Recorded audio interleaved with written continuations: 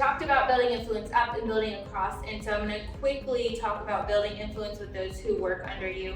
How do we add value not only to our followers, but even people that don't fall directly underneath our authority? That's what we should be thinking. Those are the terms we should be thinking in as we think about this. So as a leader, when we lead down, we're doing more than just getting people to do what we want, right? We're finding out who they are, we're helping them to discover and reach their potential, and we're showing the way, not by telling, but by modeling the activities and the character that they can follow. So we're helping them become part of something bigger than they could ever do on their own. As a leader, if we want to connect with people, we need to be where they are, right? Not locked away in the office, not locked over in this high tower over here, but being in the mix. We need to know, that's what it means to walk slowly through the halls. We got to build connections with our people. We need to see what they're doing, how they're doing it, what struggles they're having. If we're in our office, we don't know that. How much time are you spending with your people? Are you understanding what it is that drives them? Are you understanding what challenges they're having? That's what's going to build you influence with them, right? That's what we're talking about. How do we build value to the people that are reporting up to us? By making sure you understand them and what they're dealing with. So slow down, show them you care. If you take care of your people, they will take care of the business. If we think a little bit about any job that we've had, that we've gone above and beyond, how much of it had to do with the person as opposed to the actual work?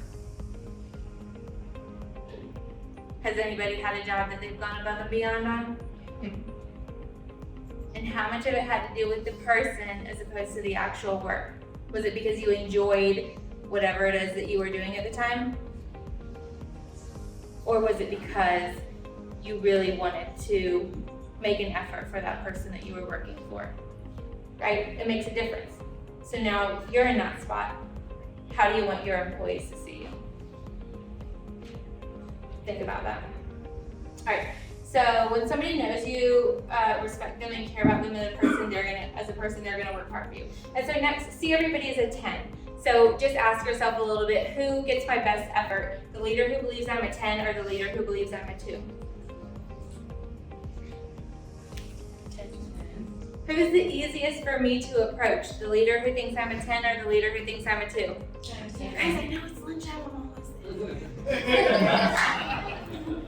I'm almost there.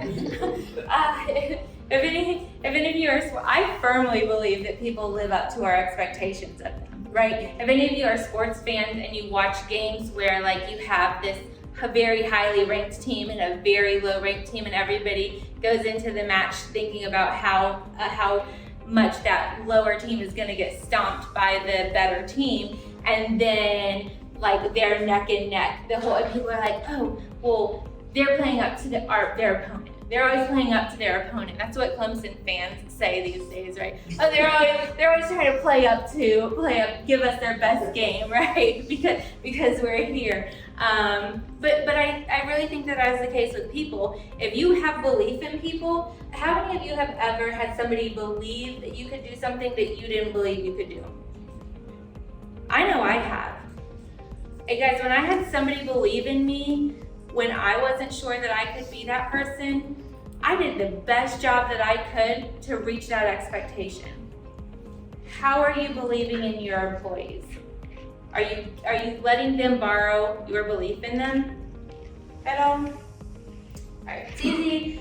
So, yeah, let that be the experience of your employees. Let them borrow your belief. Build up their confidence by going out of your way to catch them doing something right. It's super easy to find them doing something wrong. Go out of your way to find them doing something right. That's how you're gonna mold them. That's how you're gonna get them to do the right thing by continually to encourage them to do the good thing, by telling them they've done something good.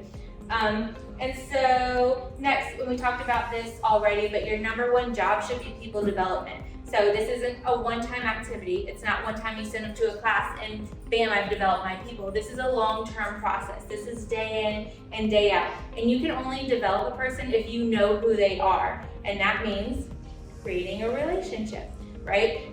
What are their dreams and their desires? Help develop them in the area that are gonna be beneficial for them as well as beneficial for the organization.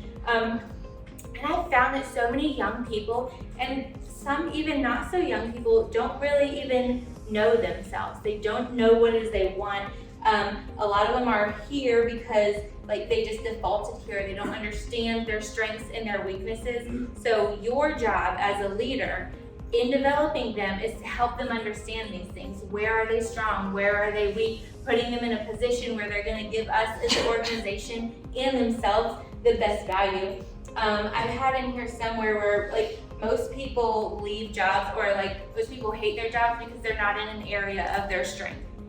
You guys have the opportunity to help people discover where they're strong and where they're weak. Sometimes that takes moving them around, like switching up your office, seeing who gives the best value where, right? I don't care if you hired them as a title clerk. How do they do in payables? Like what kind of person are they? But this again involves creating relationships, learning, understanding what they value, what's important to them, and where they can best be supported and support the dealership at the same time.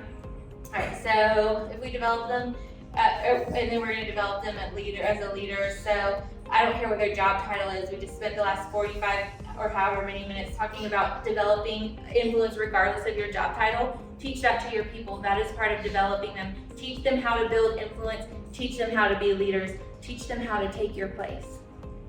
Right? Okay, what else do we have here? We want to place people in their strength zones.